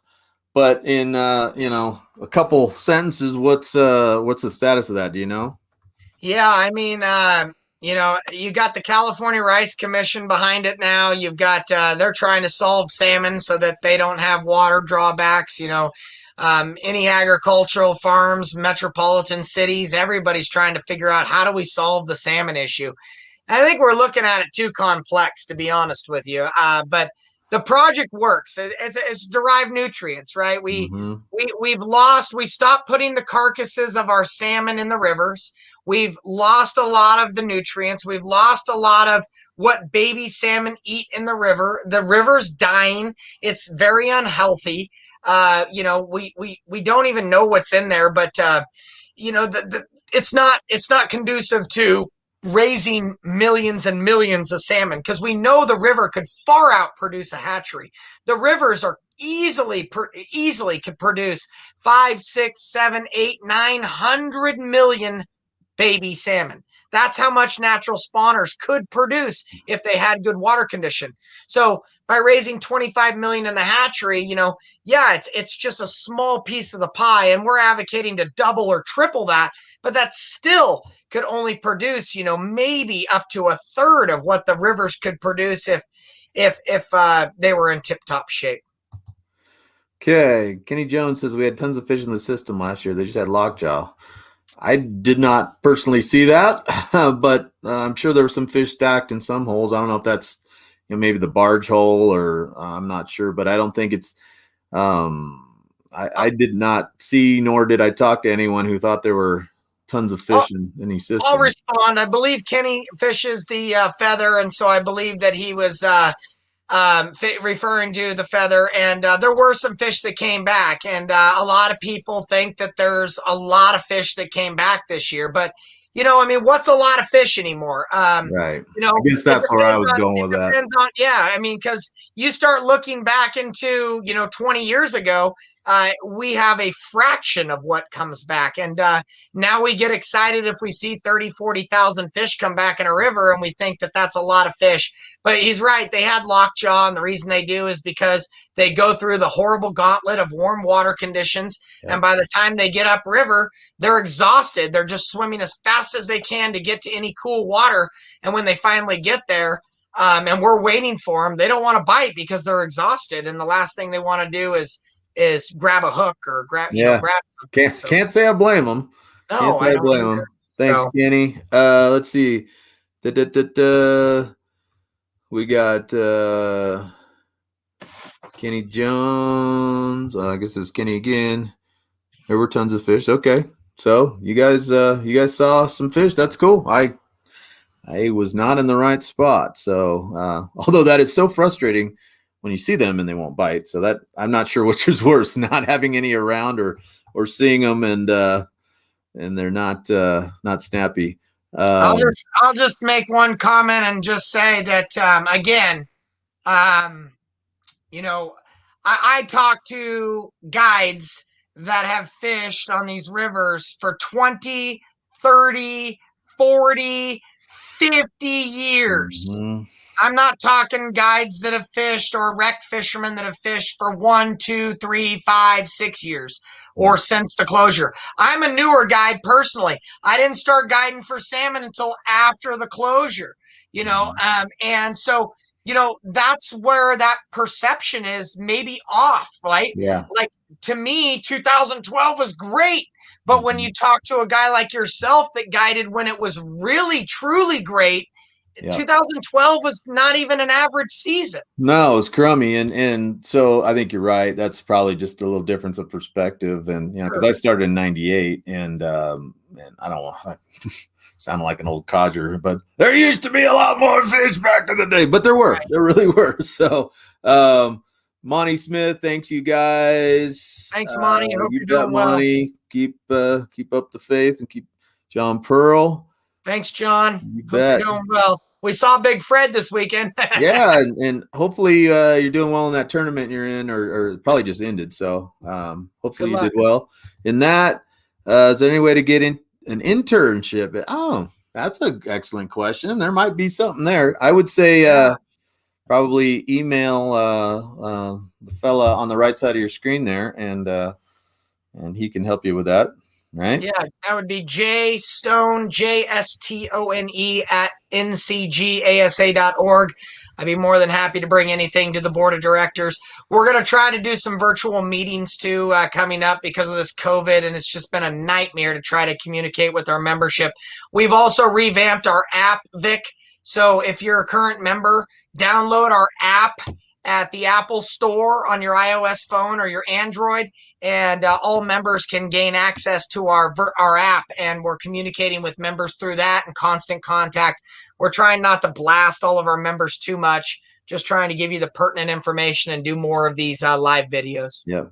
And I apologize, everybody. There's just, you guys are just killing it with all these questions. I love it. I'm okay with time if you are. This is important. I want to make sure that Okay. if you've got time, I've got time. I want to Yeah, make sure that my wife and everybody's kid are out of town, so I'm good. okay. Will Mine's they ever? understanding. She knows it's PFMC week. Yeah. So. Will they ever open the Eel River?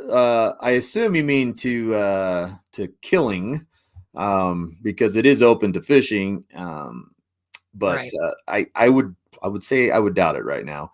And there has been stuff done to the Eel River, but I feel your pain there, Mark. I was just there, and the fishing was terrible, and I came home 14 days early. So that's kind of out of our wheelhouse right now on this one, but that'd be actually something good to get into soon. So I thank you for that question. That was a good one. This is a good one. This goes back to the pilot study at Scotty's Landing. Who ate all the smolts between Red Bluff and Butte City that we're talking about coming out of Coleman? And I'm going to take a wild stab at this, but they're brown and got kind of rubbery lips. They love roe.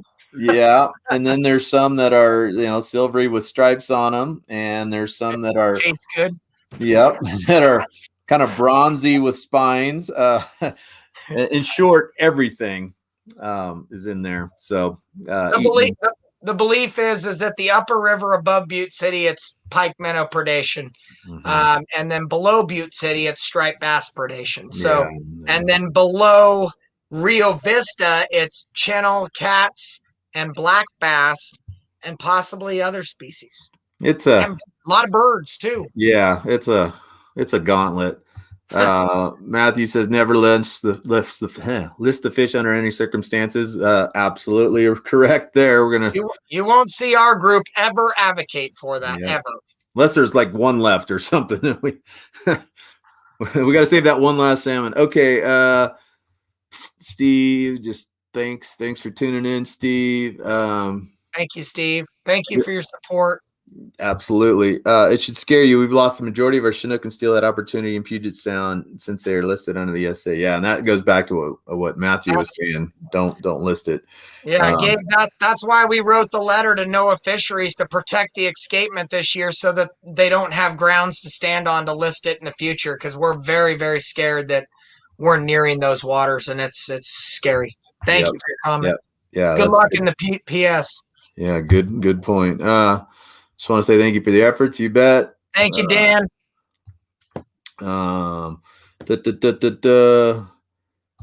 Bingo on the stray rate. Mr. Cadino from the Northwest says, sorry, we're just going fast here.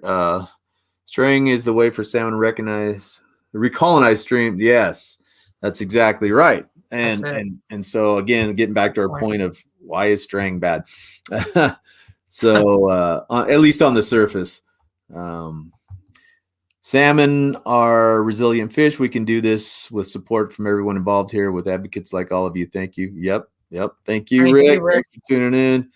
Let's see. Catch Justin a hog. Thank you, Brian. That's the plan. That's what we want. Any word on Klamath Springer season? I don't know. I can give you an update on that. I'm working on that too. So as a lot of people know, they had a filed petition to be listed by the Karuk tribe. which was a little over a year ago.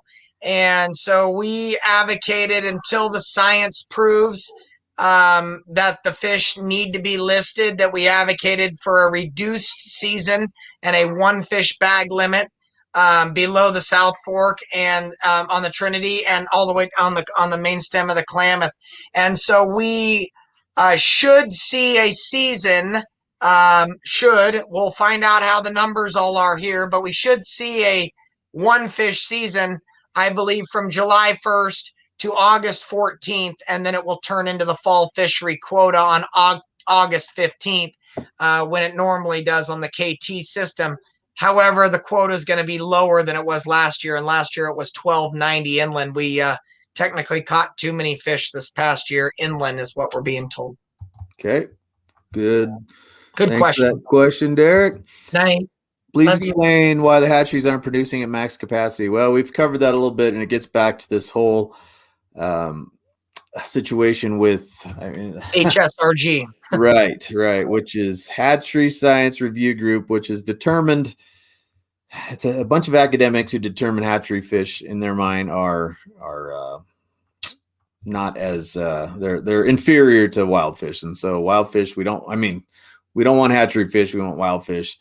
And again, we'll get way too far off on that tangent. So yeah, we will. But yeah, Kevin, they've reduced hatchery production, and they're continually reducing hatchery production as if it's a solution. And we need to be doing the opposite. Every time that we have a failure, whether it's warranted or not, or we have a drought or anything, a dam failure, anything that happens that causes a stress on salmon, we need to mitigate for that and raise more fish. It's the only way in the Central Valley. Thank you, Kevin. Would it help if we release or we kept and killed clip fish? Well, here's the deal with that. In California, we only clip 25% of our Chinooks. We clip all our hatchery fish, but only 25% of our kings. So that'd be a situation, but not a terrible idea if we had the full clip. But that's for another time. James, why do you plant Chinook in Folsom Lake? We don't personally, but CDFW does. That's just to provide fishing for, provide fishing opportunity. Those things do better there than they're doing anywhere else. And we do advocate that through the Inland Fisheries Group. Those fish used to come from Iron Gate Hatchery, and there was many problems with Sea Shasta and everything. And so us and others recommended to move that program over to the Feather River Hatchery, and it's deemed successful. And every year at the Feather River from October 1st to the 5th, the first 5 days of spawning on the Feather River, those fish go to inland fisheries, and then we sit and divvy them up between the lakes. And it's all just to provide more opportunity for fishermen and women and to get you out fishing. So, yeah. You think if we close down the Sacramento River that the juice is worth the squeeze, or is it in vain? Well, again, I think, if it were down to the last handful of fish, you might have to do it. But that's a tough one. We're not ready to even, unfortunately, I don't even want to think with that logic yet. Unfortunately, there's too many moving parts right now, and there's too many things that are going to happen in the next 48 hours. And once I get the model and we're able to start working the ocean seasons and seeing what's going to happen and on paper and see how many paper fish we have coming back, I'll be able to closely more make a suggestions personally, and then as the executive director for NorCal Guides. Yeah, this one's another one from Matt. Raising more salmon fixes the issue. We can't get it. Yeah, that's a good question. Great question. It's just I don't think we have the funds to do. And the other issue there too is even if we had the money, we don't have the clearance to do that. If we had the money, we might have more leverage in the clearance department, but unfortunately, it's not as simple as just if we can pay for it, we can do it, which privatizing hatcheries would be the absolute best way to go if we had water and money. We need about $50 to $60 million to build a new hatchery on the Sacramento. Myself and our lobbyist are advocating for that through the United States Congress currently and have been for 2 years.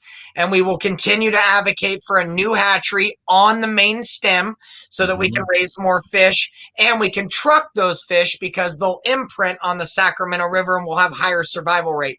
So we will continue to advocate for that, and see what happens long term. But that was a great question. Yep.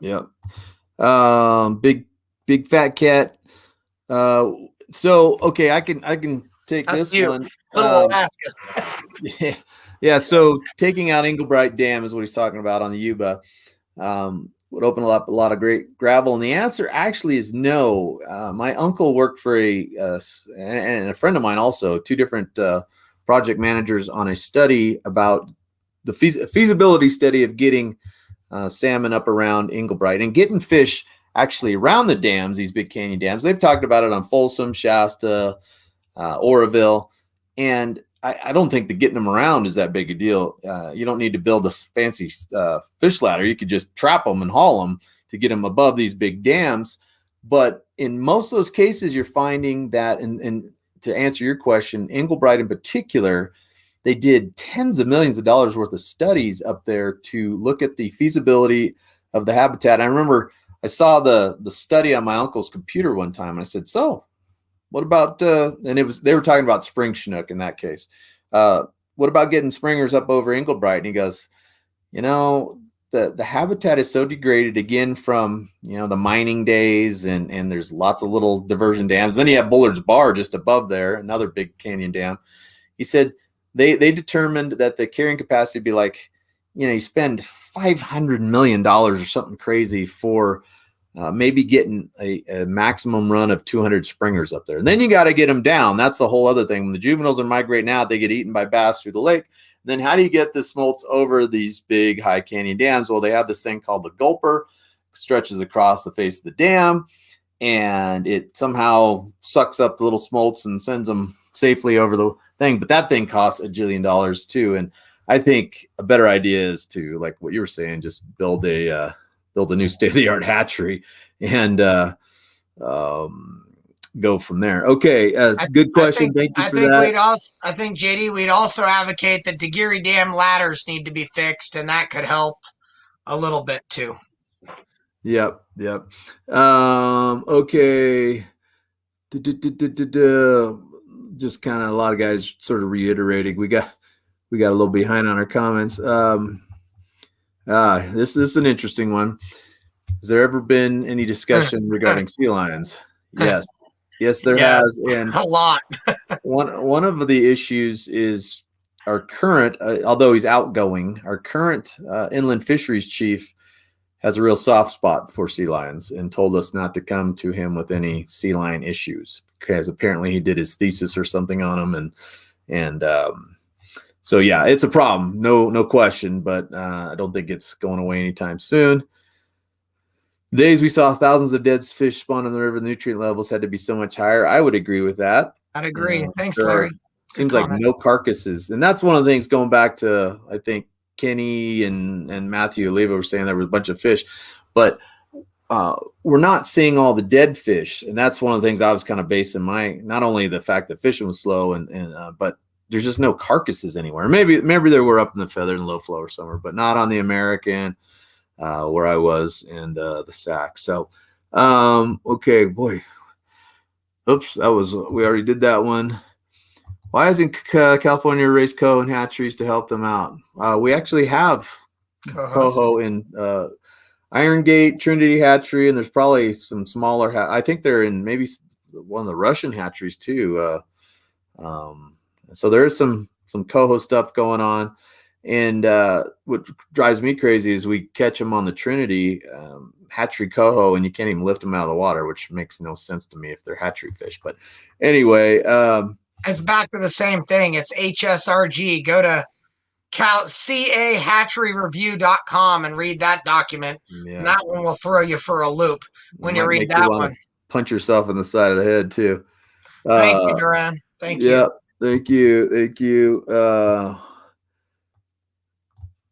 Travis says, I'm an academic. How can I help to remove the recommendations from the hatchery group? Well, That's a good question. And maybe we can have a discussion with that. So, Contact JD. contact him. So, yeah, thanks, Travis. Thank you, Travis. That's worth a chat. We need to remove HSRG recommendations from our hatcheries. Yeah, we need to revisit our HGMPs, which are the hatchery genetic management, and those have been submitted for each hatchery on how they operate. And we need to open those guidelines and allow for more free-flowing discussion with stakeholders on our hatchery management. Yep. The hatchery kitchen.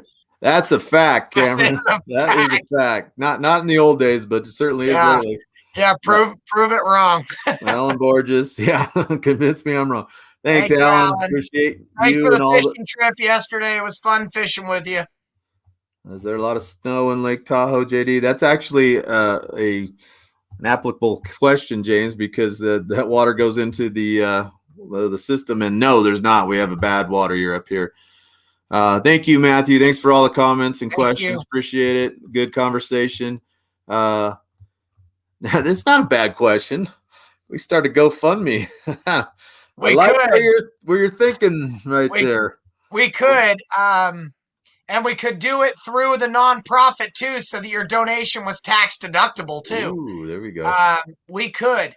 I just believe that the state and NOAA Fisheries is going to put a lot of pressure, because the only other private hatchery, Rowdy Creek, is going through growing pains right now because of political pressure. And as we've mentioned, the powers that be of this state don't like hatchery fish, or politically they don't like hatchery fish. The people that are controlling the strings.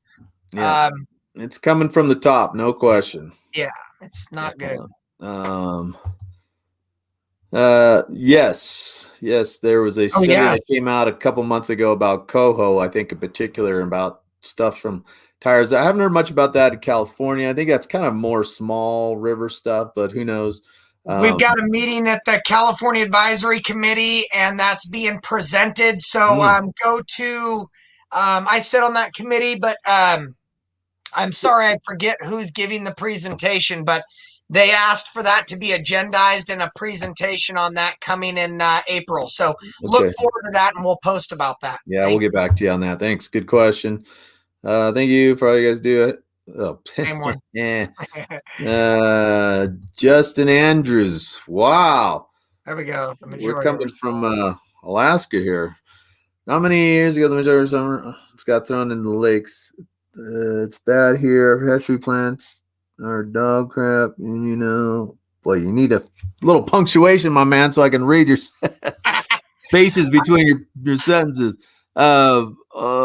Conditions. I like it. He types like I do, JD. Just fast and furious.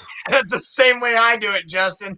Yeah. Thanks for your comment. Yeah, it's we don't know. I mean, the most important thing is that we've got to protect the resource, right? Yeah. We've got to ensure that our kids and grandkids have it, and it's not all about us. It's not all about this year. We've got to look at the future and make sure that we're doing what's right for all. Yep. And thanks, Jess. I look forward to seeing you up there this summer, buddy. They've been funding more fish to be raised. Joining the organization helps raise more. We're all about thank you, Brandon. Yeah, we appreciate your support. Our organization, JD and I started in full leadership January 1st of 2017, and since then, 2.7 million extra salmon have been raised in your hatcheries because of our group, and we will continually be advocating for it. I will mention that no salmon have ever been raised as extra fish that weren't through legislation in the past. Right. Our group is very proud of that, and we will continue to fight with all of us to try to raise more fish. Thank you. I think I might have to just drop the mic after this one. Justin Andrews just came up with the best idea I've heard all night. Perfect. Teach the sea lions to eat smallies and squawfish. And you probably ought to throw striped bass in there too. Yeah. I got nothing. I was going to say, Justin, sea lions. Can I say this? I mean, I might politically, I know I might not be able to. All right. Sea lions could be taught to eat environmentalists too. I mean, maybe that. How about a shameless plug for our Striper Derby? Our Striper Derby, then $10,000 and for first prize, right? Yeah, yeah. Coming up April 17th and 18th in Calusa. and Big derby. It's going to be lots of fun. Prizes for the kids. Go to ncgasa.org and sign up. It's we got a kid entry. It's a 2-day deal. It's going to be a lot of fun. There's going to be catch and release on males or big bass, and all females are catch and release. excellent. There's going to be a target size for male bass only. It's going to be a conservation / harvestable within reason derby, and there's going to be a lot of prizes, a lot of people, and we're going to keep advocating to fight to help raise money for this great organization. Yep, absolutely. And so sorry I had to blaze through some of those questions, but some of them were kind of similar, and I think we covered most of it. It's been 2 hours. Let's we'll drop the mic on the squawfish eating sea lions. How about that? And we'll do this again soon. Once you get through your first 87,000 hours of PFMC, we'll get back in here and